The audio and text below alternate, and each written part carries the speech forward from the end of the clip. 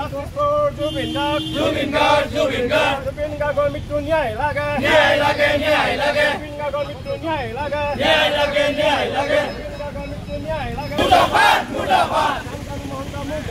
Mudafat. Mudafat. Justice for Jubin Garg. Jubin Garg. Jubin Garg. Justice for Jubin Garg. Jubin Garg. Jubin Garg. Justice for Jubin Garg. Jubin Garg. Jubin Garg. Justice for mittu nyai lage. Nyai lage. Nyai lage. Jubin Garg ko mittu nyai lage. Nyai lage. Nyai lage.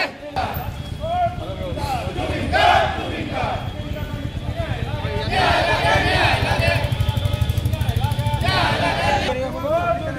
Jubin Garg. Jubin Garg. Justice for Jubin Garg. Jubin Garg. Jubin Garg. Justice for Jubin Garg. Jubin Garg. Jubin Garg. Jubin Garg. Jubin Garg. Long live.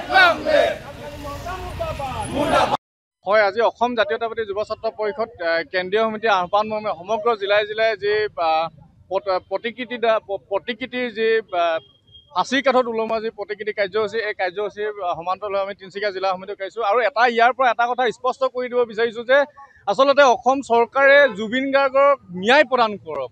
সমগ্ৰ অসমৰ লক্ষ লক্ষ জনতাই ন্যায় বিচাৰিছে, ন্যায় বিচাৰি হাবাথুৰি খাবলগীয়া হয়তো বৰ্তমান এইখন সময়ত আটাইতকৈ লজ্জাজনক আৰু দুৰ্ভাগ্যজনক বুলি আমি আখ্যা দিব বিচাৰিছোঁ। আমি এইকাৰণে ক'ব বিচাৰিছোঁ আচলতে যিজন ব্যক্তি, যিজন মহানায়ক, যুগস্ৰষ্টা, সেই ব্যক্তিজন আমাৰ বুকুৰ লক্ষ লক্ষ জনতাৰ বুকুৰ নিৰ্ভীক কোণত বুকুৰ ৰুম লৈ আছিল।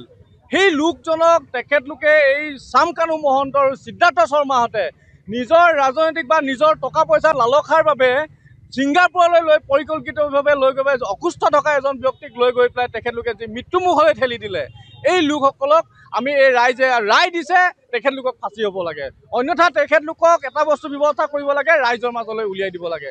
আৰু এইখিনি মুহূৰ্তত আমি এইটো কথা ক'ব বিচাৰিছোঁ বৰ্তমান সময়ত নেতৃত্বাধীন চৰকাৰখনে যেনেদৰে ক্ষিপ্ৰগতিত SIT-য়ে তদন্ত কৰা সমান্তৰালভাৱে যেনেদৰে ক্ষিপ্ৰগতিত তেখেতৰ ন্যায়ৰ কাৰণে চেষ্টা কৰিব লাগিছিল, তাত কিন্তু ক'ৰবাত নহয় ক'ৰবাত সোপা ঢিলাৰ ব্যৱস্থা আমি দেখিবলৈ পাইছোঁ। গতিকেলৈ চৰকাৰখনকো আহ্বান জনাইছোঁ, আমি এটা কথা আটাইতকৈ লাজৰ বিষয়, যিখন চৰকাৰৰ নেতৃত্বত চলি আছে সেই চৰকাৰৰ কৰ্তৃপক্ষই কিন্তু সেই চৰকাৰৰ বিষয়ববীয়াসকলে যদি আকৌ চৰকাৰক যদি ন্যায় বিচাৰি আন্দোলন কৰিবলগীয়া হয় তাতকৈ দুৰ্ভাগ্যজনক আৰু কি থাকিব। এইকাৰণে আমি ক'ব বিচাৰিছোঁ এয়া কোনো কাৰণতে জুবিন গাৰ্গৰ ন্যায়ৰ ক্ষেত্ৰত কোনো কাৰণতে ৰাজনৈতিক মেৰুকৰণ নচলিব। এইখিনি ক্ষেত্ৰত সতৰ্ক হওক চৰকাৰখনে বুজিবলৈ হ'ল, কাৰণ কেলৈ আচলতে অসমৰ এজন সম্পদ, সমগ্ৰ ভাৰতবৰ্ষৰ সম্পদ, আজি অনুৰাগীৰ ক্ষেত্ৰত তেখেতলোকে বিভাজন সৃষ্টি কৈছে যে আগৰ যিসকল অনুৰাগী আছিল আন্দোলন কৰিছিল তেখেতলোকে ডুপ্লিকেট আনি গ'ল। এনেকুৱা ধৰণৰ মন্তব্যৰ পৰা তেখেতলোকে বিৰত থাকক, ৰাজনীতি কৰাৰ পৰা বন্ধ কৰক। আমাৰ অসমীয়া জনতাৰ কথালৈ জুবিন অনুৰাগীসকলক সমগ্ৰ ভাৰতবৰ্ষক আমাক ন্যায় লাগে, আমি এটা সম্পদ হেৰুৱালোঁ, গতিকে এই সম্পদক কিন্তু ন্যায় দিব লাগিব। যিকোনো খবৰৰ বাবে যোগাযোগ কৰক 7099017330 লগতে 7099017110 নম্বৰত।